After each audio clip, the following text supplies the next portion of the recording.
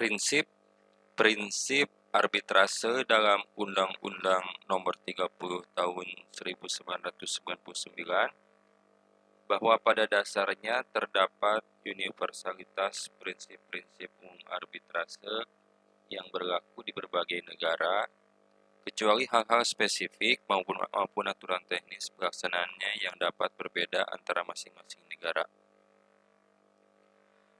Prinsip-prinsip arbitrase yang telah dinormalkan ke dalam Undang-Undang Nomor 30 Tahun 1999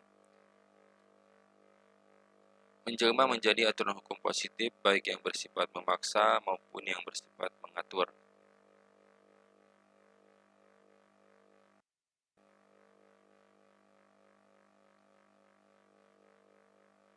Para pihak berdasarkan perjanjian tertulis dapat memilih penyelesaian sengketa melalui cara arbitrase. Apakah arbitrase ad hoc ataukah arbitrase institusional sebagaimana dalam pasal 6 ayat 9, serta apakah arbitrase nasional ataukah arbitrase internasional sebagaimana dalam pasal 34 ayat 1. Hal tersebut merupakan bentuk dari kemandirian para pihak memilih forum, choice of arbitration forum.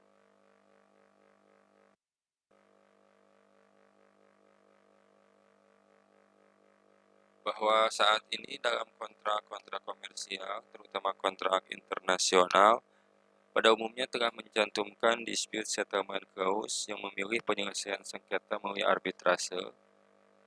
Pertimbangannya selain efisiensi waktu, expertise arbitrator, pemeriksaannya tertutup, private dan konfidensial, juga putusannya bersifat final dan binding. Putusan arbitrase internasional bersifat transjurisdiksi sehingga dapat dimohonkan pengakuan dan pelaksanaannya di wilayah negara lain. Sebaliknya, para pihak dalam kontrak komersial internasional pada umumnya menghindari penyelesaian sengketa melalui pengadilan nasional salah satu pihak. Selain karena alasan ketidakpahaman prosedur dan proses hukumnya, juga karena adanya kekhawatiran terjadinya pemihakan pengadilan terhadap pihak tuan rumah yang bersengketa. Selain daripada itu,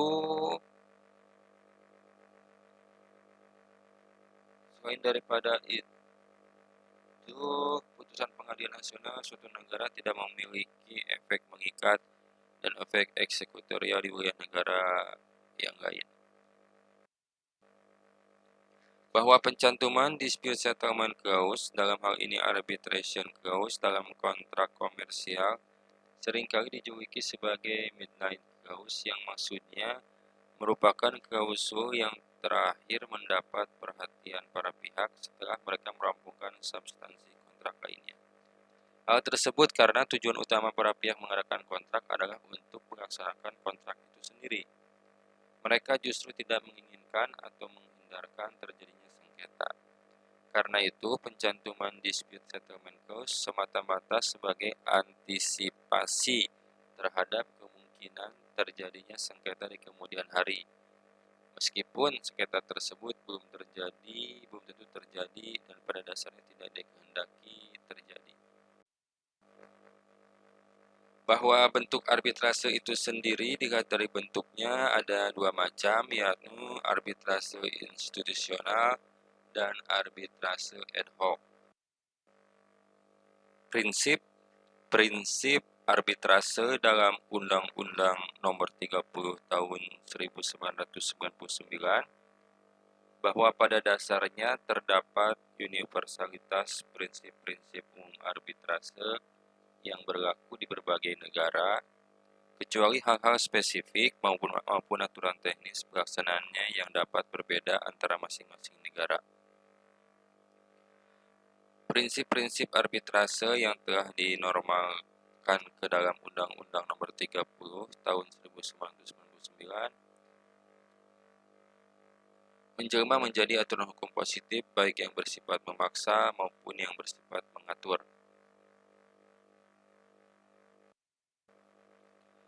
Lembaga arbitrase internasional seperti American Arbitration Association berkedudukan di New York, International Chamber of Commerce Court of Arbitration (ICC) di Paris, International Center for the Settlement of Investment Disputes (ICSID) di Washington DC, dan lain sebagainya.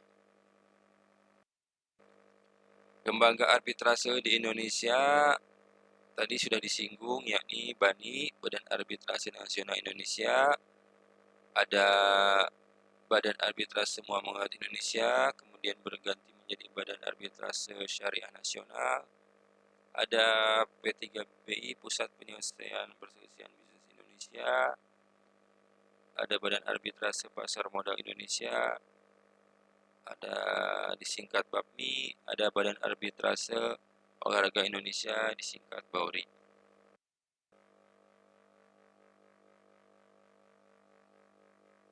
Bahwa saat ini dalam kontrak-kontrak komersial, terutama kontrak internasional, pada umumnya telah mencantumkan dispute settlement clause yang memilih penyelesaian sengketa melalui arbitrase. Pertimbangannya selain efisiensi waktu, expertise arbitrator, pemeriksaannya tertutup,